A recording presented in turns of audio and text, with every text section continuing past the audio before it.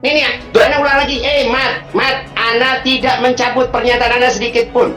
Oke? Hanya persyaratannya harus dipenuhi, Mat. Oke? Terima kasih. Dia yang nantang, dia yang buat syarat. Aneh bin ajaib.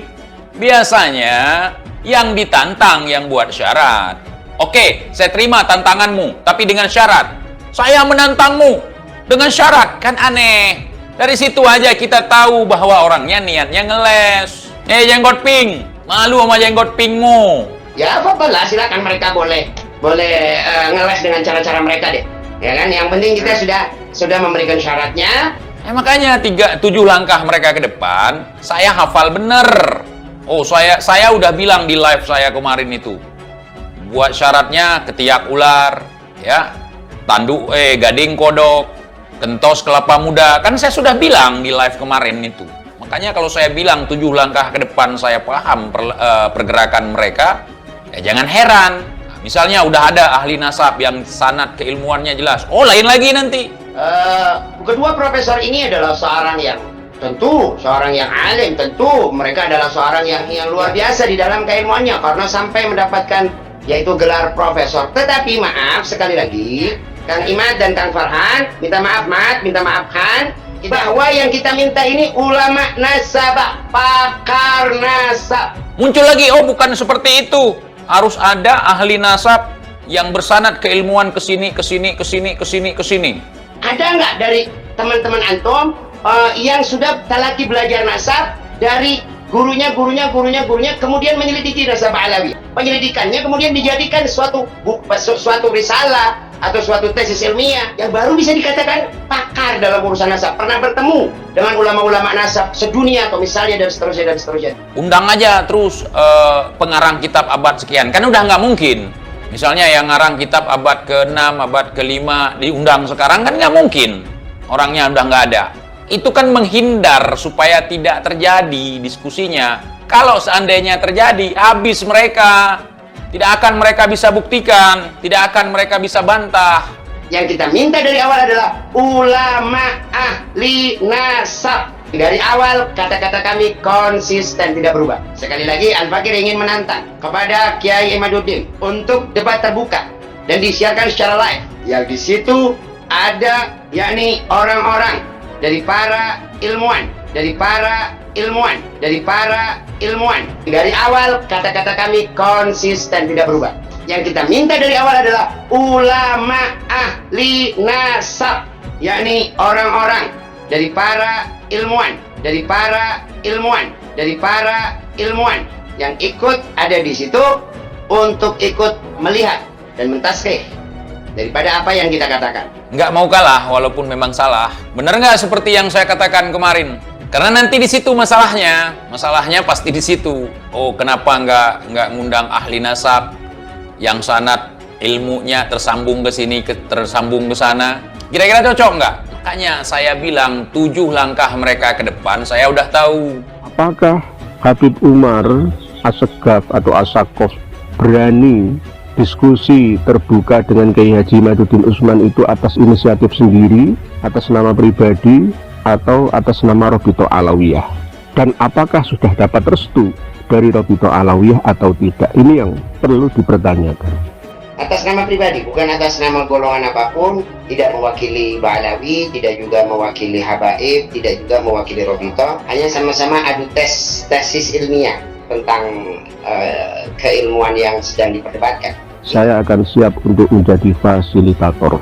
Saya yang menyediakan fasilitasnya. Oh ya, jangan merasa karena antum bisa memfasilitasi, kemudian kita butuh fasilitas dari antum. Tidak. Fasilitas kita bisa adakan fasilitas tersebut. Dari awal kita tidak minta fasilitasi, kita minta tentukan tempatnya, bukan minta fasilitasnya. Bisa di lembaga kami, bisa milih di Bangil, Rembang, Pasuruan, atau di Madura, atau di Surabaya, atau netral di gedung, di hotel manapun. Bahkan saya berani menanggung biaya akomodasi, transportasi, dan konsumsi kedua belah pihak yang ingin berdiskusi terbuka, khususnya transport pesawat dari Lampung PP Surabaya. Saya akan menanggungnya jika benar-benar mau Habib Umar Al-Assegaf memenuhi panggilan saya. Syarat utamanya sebenarnya bukan fasilitasnya. Saya katakan dari awal adalah tempat terbuka. Tentukan tempat terbuka. Dan syarat utamanya adalah ada ulama pentasheh. Jadi gimana? Kapan terjadinya? Jadi nggak nih? Jadi nggak diskusi?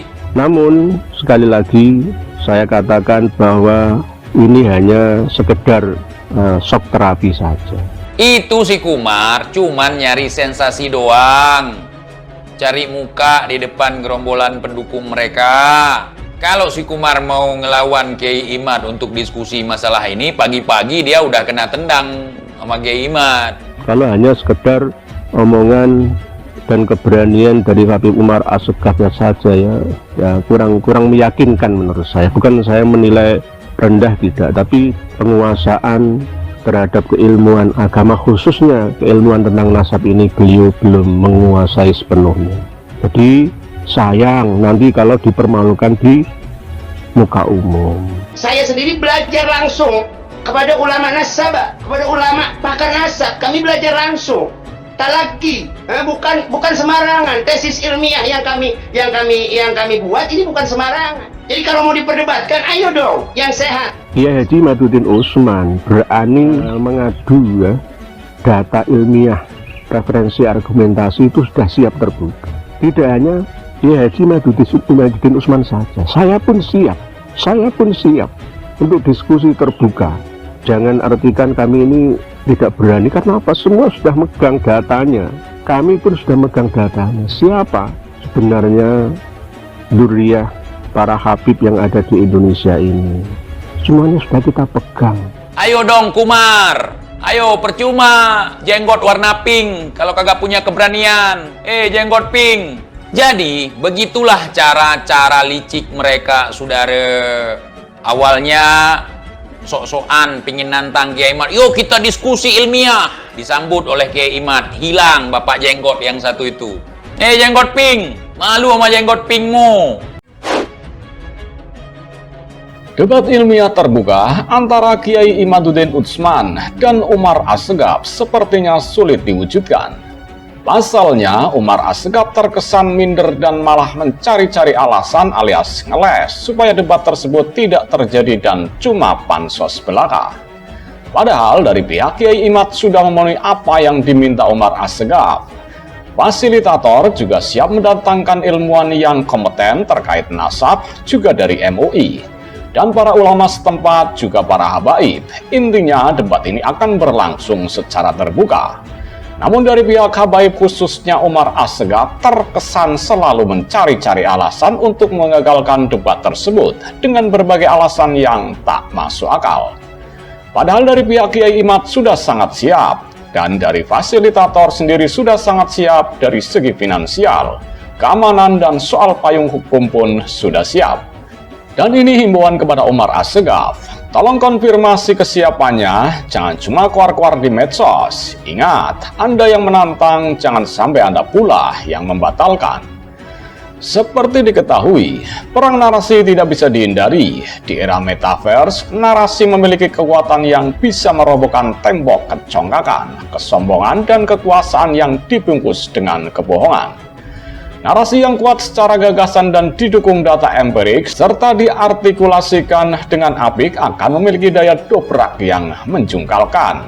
Kita bisa simak dengan cermat perang narasi yang terjadi antara oknum Ba'alawi dan dzurriyyat Wali Songo yang begitu menarik untuk diikuti dengan seksama. Sebagaimana yang sudah maupun kita simak, Kiai Imaduddin Utsman, Sultan Banten yang notabene adalah dzurriyyat Wali Songo, menantang debat ilmiah kepada pihak Ba'alawi yang selalu mengklaim sebagai dzurriyyat Nabi paling absah. Padahal dari etika jauh dari yang menjadi ekspektasi umat. Dari segi dakwah, oknum Ba'alawi selalu menggaungkan nasab dan bernarasi sangat kasar di luar etika orang Nusantara yang santun dan sopan. Hal ini bisa kita ambil contoh seperti dakwah yang diperlihatkan oleh Bahar bin Smith. Bahkan uploadan terbaru dengan Songong Bahar bin Smith menyatakan bahwa Wali Songo tidak mempunyai keturunan. Sekalipun ada, itu dari jalur perempuan. Itu artinya nasab yang mengaku dzurriyyat Wali Songo terputus secara nasab. Narasi yang dibangun Barsemi tidak meyakinkan tantangan Kiai Imaduddin Utsman secara ilmiah. Bahkan semua narasi yang diupload oleh klan Ba'alawi hingga kini tidak mampu meyakinkan publik akan keabsahan nasab Ba'alawi yang tersambung kepada Nabi Muhammad SAW. Itu artinya apa yang diungkapkan oleh Kiai Imaduddin Utsman bahwa nasab Ba'alawi tidak terbukti secara ilmiah tersambung kepada Nabi Muhammad SAW benar adanya. Sebagai publik, tentu kita sangat mengharapkan jawaban cerdas dan meyakinkan dari pihak Ba'alawi bahwa nasab Ba'alawi tersambung secara ilmiah dengan data yang kuat dan terbukti secara ilmiah, semisal melalui tes DNA dan data kitab yang meyakinkan. Hal ini sangat penting bagi umat agar umat tidak salah mencintai sosok-sosok suci yang diharapkan menjadi sandaran hidup. Sehingga umat tidak tertipu oleh balutan narasi dzurriyyat Nabi yang dianggap suci oleh umat, padahal akhlaknya jauh panggang dari api. Sebagai orang yang mencintai dzurriyyat Nabi dengan tulus, berpandangan apa yang dilakukan oleh Kiai Haji Imaduddin Utsman merupakan tindakan yang sangat mencerahkan dan wajib kita dukung, sehingga kita sebagai umat tidak lagi tertipu dengan orang-orang dawir yang mengaku-ngaku sebagai dzurriyyat Nabi Muhammad SAW. Perang narasi Ba'alawi lawan dzurriyyat Wali Songo kita tunggu endingnya. Kita berharap endingnya jelas dan terang benderang siapa yang sesungguhnya dzurriyyat Nabi. Apakah dzurriyyat Wali Songo atau pihak Ba'alawi yang selalu mengklaim sebagai dzurriyyat Nabi Muhammad SAW? Kita menunggu debat ilmiahnya terbuka untuk umum. Jadi gimana? Kapan terjadinya? Jadi nggak nih? Jadi nggak diskusi. Itu si Kumar cuman nyari sensasi doang. Cari muka di depan gerombolan pendukung mereka. Kalau si Kumar mau ngelawan Kiai Imad untuk diskusi masalah ini, pagi-pagi dia udah kena tendang sama Kiai Imad. Ya.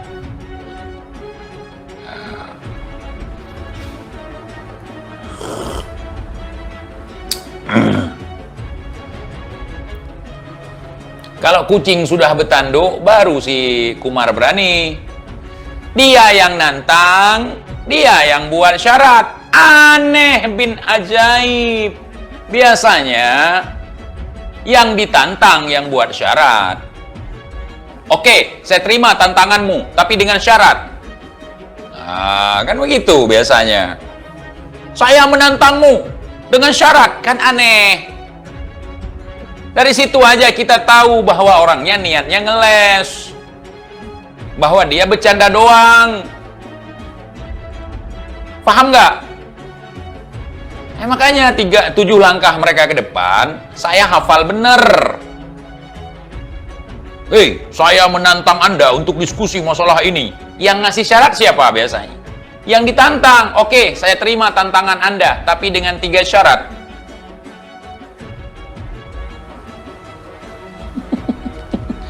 Ini yang paling, ini makanya luar biasa nih di kubu Kiai Imad ya. Kenapa saya mengatakan luar biasa? Saya di sini melihat kebenaran, bukan melihat siapa mereka, tapi kebenaran. Ya, mereka siap memenuhi syarat yang mereka munculkan. Oke, sudah ada yang menengahi, sudah ada yang memfasilitasi. Muncul lagi, oh bukan seperti itu. Harus ada ahli nasab yang bersanad keilmuan kesini. Itu kan menghindar supaya tidak terjadi diskusinya. Kalau seandainya terjadi, habis mereka. Tidak akan mereka bisa buktikan, tidak akan mereka bisa bantah. Paham? Ya seperti itu. Oh, saya udah bilang di live saya kemarin itu. Buat syaratnya ketiak ular. Ya. Tanduk gading kodok. Kentos kelapa muda. Kan saya sudah bilang di live kemarin itu. Makanya kalau saya bilang 7 langkah ke depan saya paham pergerakan mereka, Jangan heran. Nah, misalnya udah ada ahli nasab yang sanad keilmuannya jelas. Oh, lain lagi nanti. Undang aja terus pengarang kitab abad sekian. Kan udah nggak mungkin. Misalnya yang ngarang kitab abad ke-6, abad ke-5 diundang sekarang kan nggak mungkin. Orangnya udah nggak ada.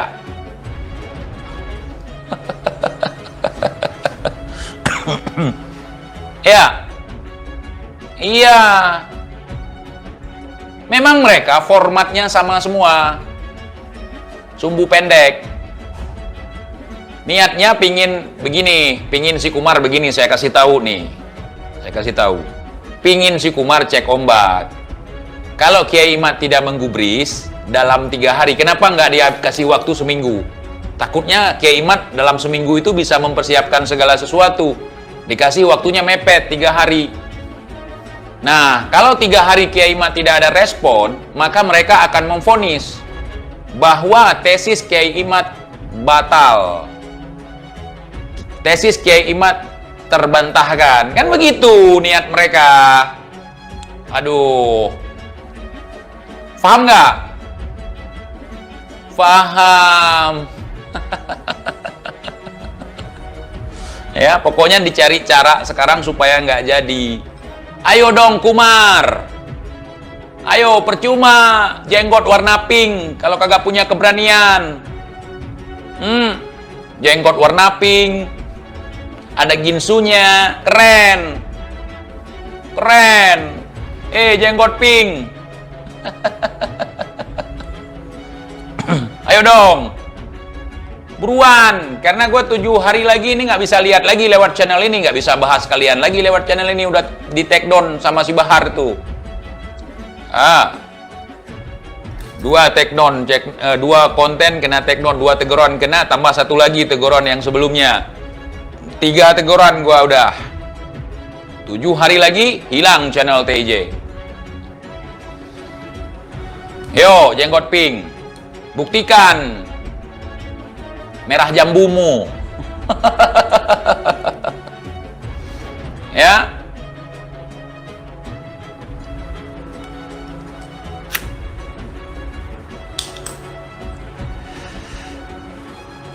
Dira nggak mungkin. Udah 3 teguran, apa nggak mungkin?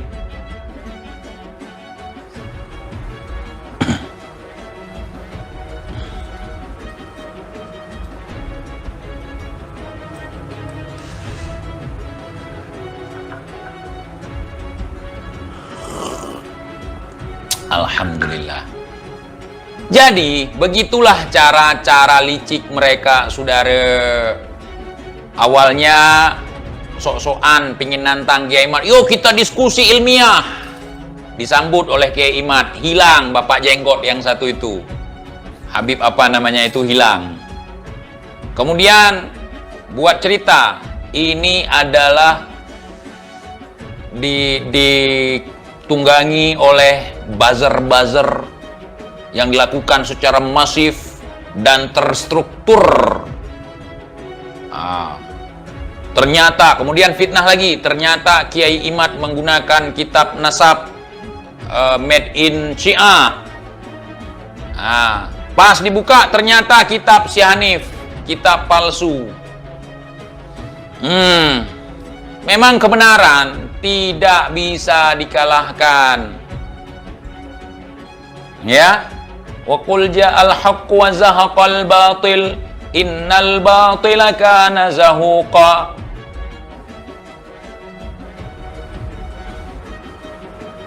Jenggot pink, malu sama jenggot pinkmu. Jenggot pink. Ayo buktikan merah jambumu. Kumar, jenggot pink, ya Allah. Aduh, pesok. Na'udzubillahi min dzalik. Jangan sampai saya seperti itu.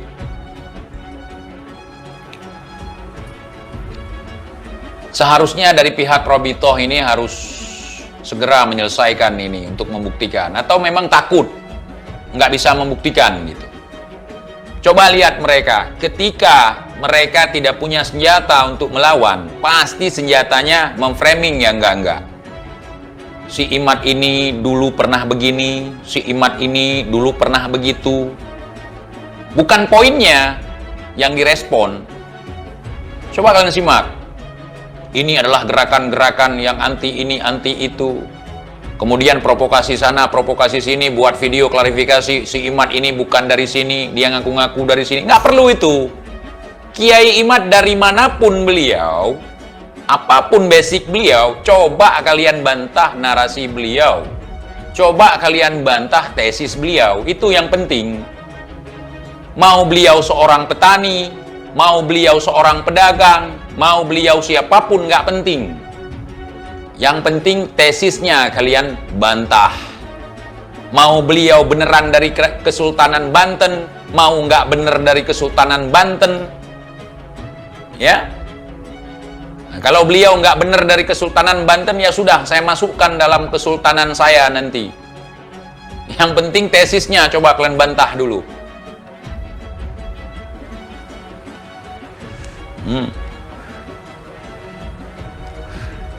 Nggak penting dia dari mana, ilmunya yang penting, ya, ilmunya.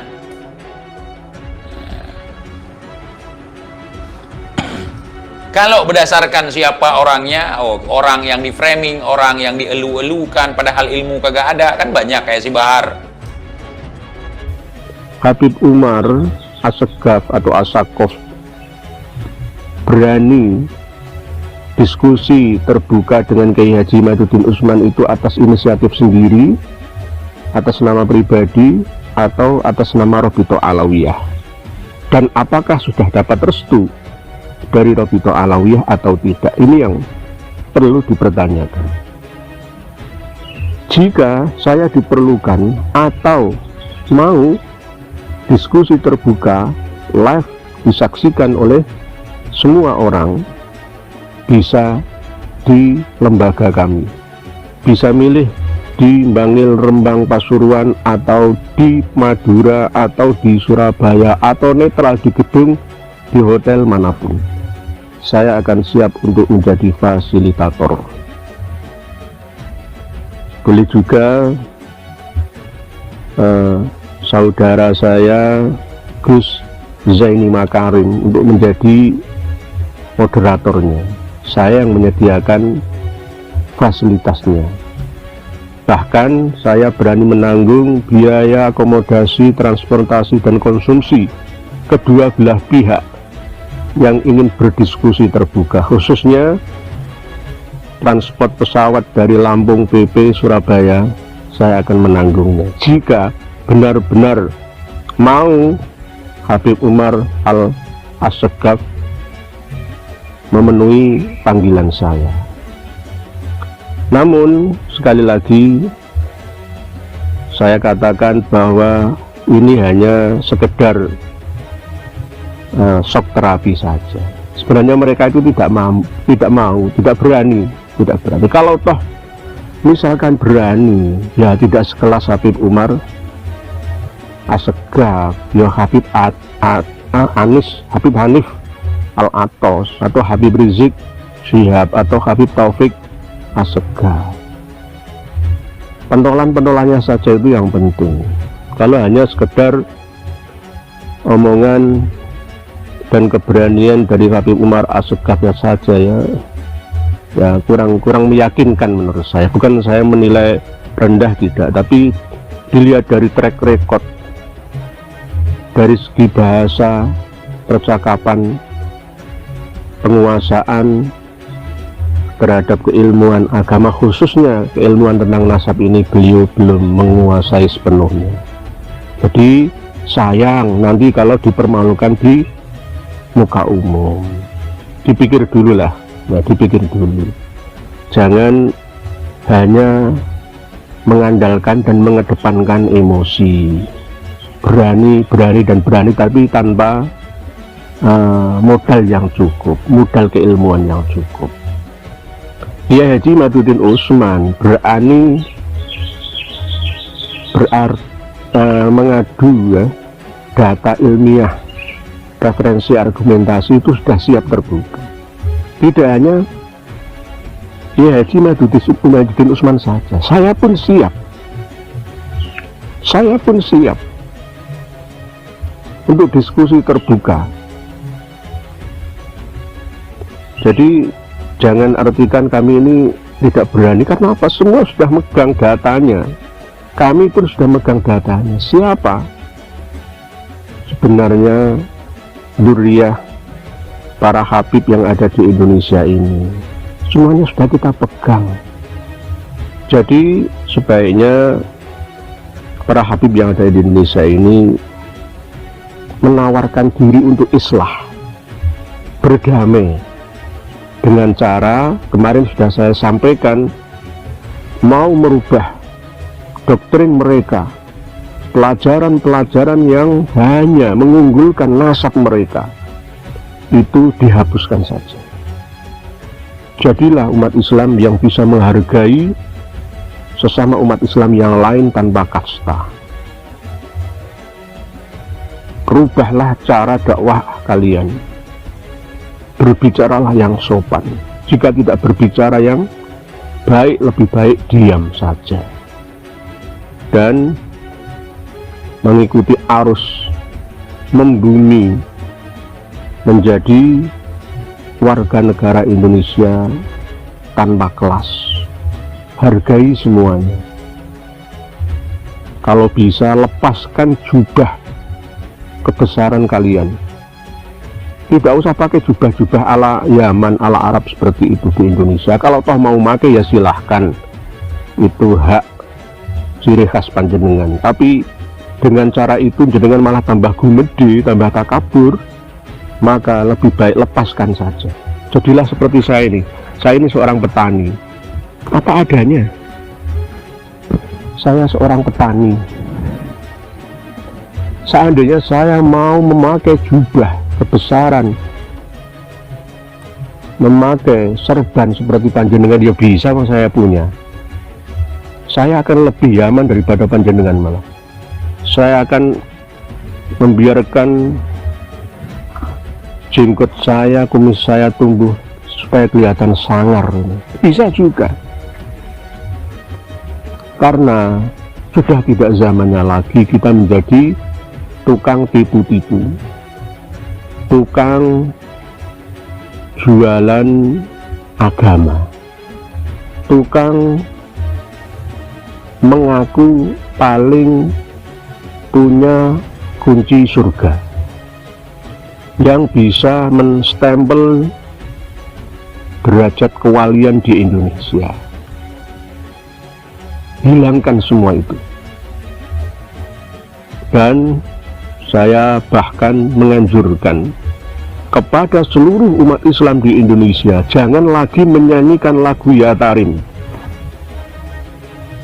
Ya Tarim, Ya Tarim, Ya Tarim, Ya Tarim, Ya Tarim, Syailillah, Syailillah, Syailillah, Syailillah. Gak usah nyanyi itu. Kalau yang nyanyi itu para keturunan Yaman, para habib, silahkan. Tapi umat Islam Indonesia, para santri, tidak usah nyanyi-nyanyian itu. Cintailah negeri kalian sendiri. Cintailah kota kalian sendiri. Cintailah rumah kalian sendiri. Jangan mengikuti arus, jangan mengikuti informasi yang tidak jelas. Lagu Ya Tarim itu yang mengarang adalah Habib Hasan Assegaf, pimpinan Nurul Mustafa, Majelis Dzikir Nurul Mustafa, Jakarta, yang menyanjung-nyanjung leluhurnya, asal usul nenek moyangnya dari Tarim, Yaman sana. Yaman itu sekarang menjadi negara gagal. Hampir 400.000 nyawa melayang sejak tahun 2014 sampai sekarang. Jangan tiru-tiru mereka. Katanya di sanalah bumi para wali-wali menurut mereka. Waliullah itu ada di mana-mana. tidak hanya yang berasal dari Yaman atau yang diresmikan, disestempel, ditandatangani oleh para habib. Mereka, para habib yang ada di Indonesia ini sudah jumawa, sudah takabur, sombong, dan serakah. Semuanya diakui mau merubah sejarah Indonesia. Para wali songo beserta duriyahnya diakui menjadi keturunan Ba'alawi. Tidak hanya itu, pesantren Sidogiri aja itu juga mau diakui pesantren Ba'alawi. Terus apalagi semua yang mau diakui? Nanti lama-lama Indonesia ini akan diyamanisasikan. Oleh sebab itu, saya sebagai hadi negoro, Kanjeng Raden Tumenggung menyampaikan dari Mataram untuk Indonesia, bersatulah kalian wahai umat Islam Indonesia, berdamailah kalian dengan semuanya, bahkan terhadap para habib sekalipun.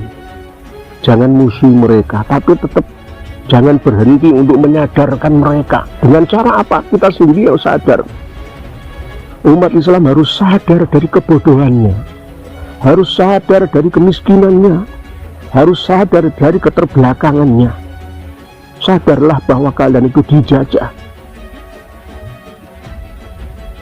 Berkedok agama, berbalut spiritual, jual beli surga, mengancam dengan neraka. Lebih baik panjenengan semua berguru kepada kiai lokal, ustadz lokal itu yang lebih tawadhu, lebih beradab, lebih berakhlakul karimah. Oleh sebab itu, para pemirsa dan pendengar sekalian dimanapun panjenengan semua berada, ini hanya sekedar wasiat.